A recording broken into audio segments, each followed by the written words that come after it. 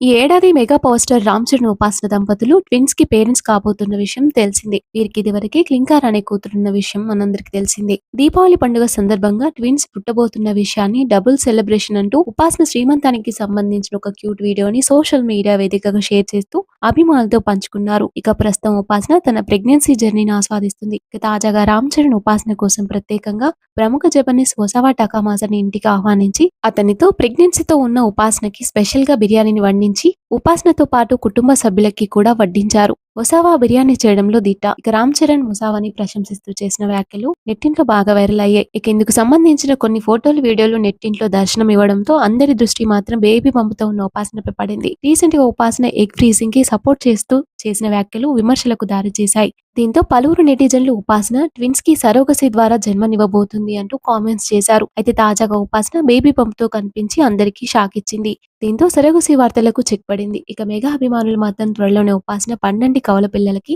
Safe గా జన్మనివ్వాలి అంటూ comments పెడుతున్నారు. మరికొంతమంది మాత్రం క్లింకార త్వరలోనే బిగ్ సిస్టర్ గా ప్రమోట్ కాబోతుంది అంటూ మెగా ఫ్యాన్స్ తమ ఆనందాన్ని వ్యక్తం చేస్తున్నారు.